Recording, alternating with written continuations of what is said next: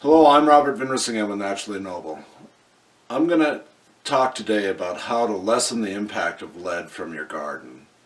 How, when we see lead in our garden, even though we hear it comes up naturally in our foods, it's not natural by any means.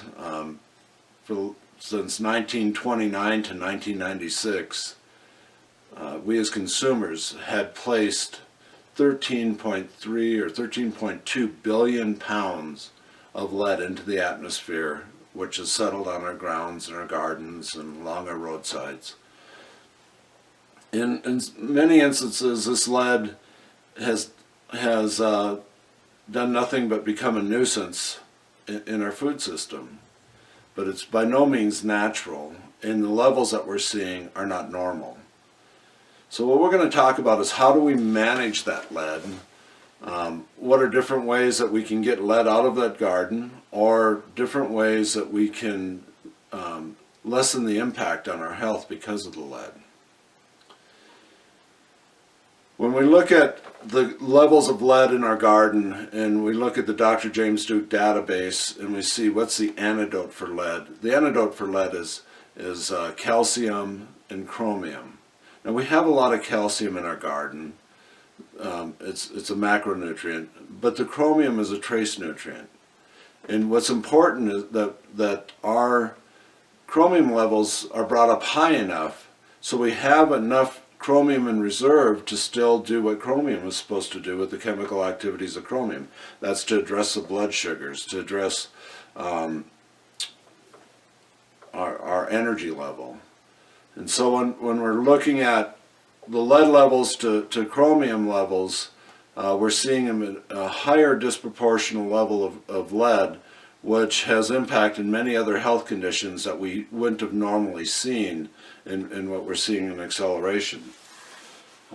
When we look at mercury, and we look at mercury in fish, freshwater fish, we're given guidances by the health departments and the local fish and game, how many meals per week or month we can have out of that lake because of the mercury levels and what's considered safe.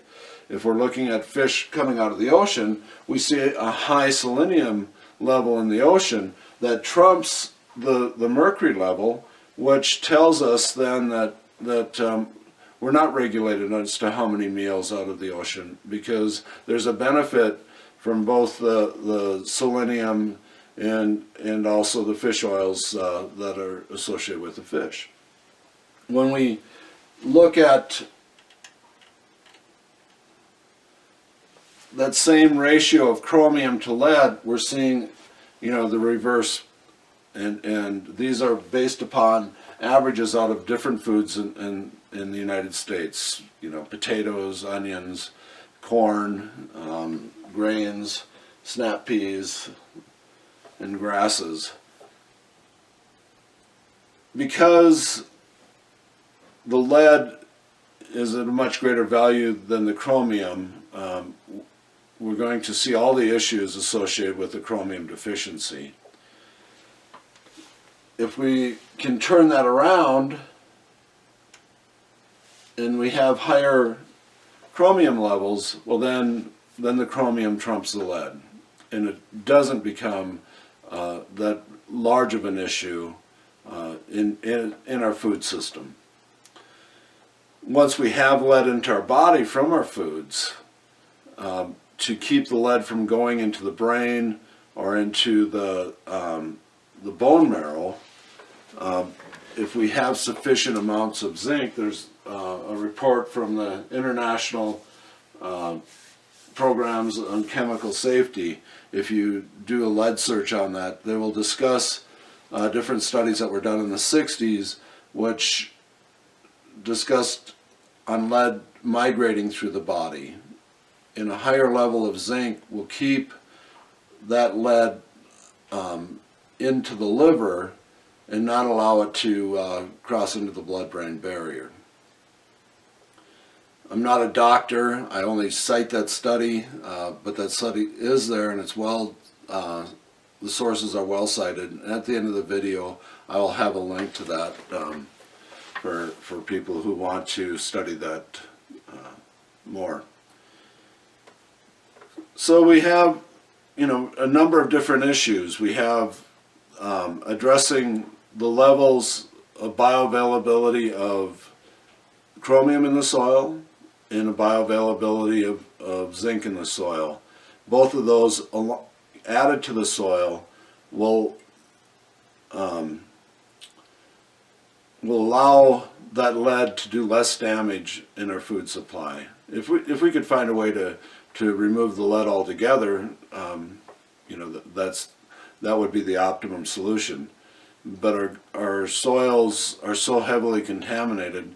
There's only one method that I know of to remove and remediate lead out of our food system, and that is to start out with soils just coming from new fresh manure. Much the same way that leads will stay in the liver if the higher levels of zinc. We see that in cattle. There's enough zinc in the cattle liver, in the cattle systems, that we're not seeing high levels of lead coming out of the manure. We know that this is a bonus for our garden soil products because we use 100% manure that's aged for 2 years. And we also know that the ranchers that we're getting it from, both the Thaler's and the Evans ranches in LaGrange, Wyoming, supplement their cattle with levels of minerals which include chromium and zinc. And within the manures, we're not seeing any high levels of lead, or when we look at, these are just the garden soils, topsoil products, or garden soil products coming from the Thaler Ranch, where our lead levels are so minimal compared to the bioavailability of chromium within the plant tissue that we've over-trumped the lead, so to speak. And we still now have enough chromium to address blood sugars and other issues that the chemical activity of chromium gives us.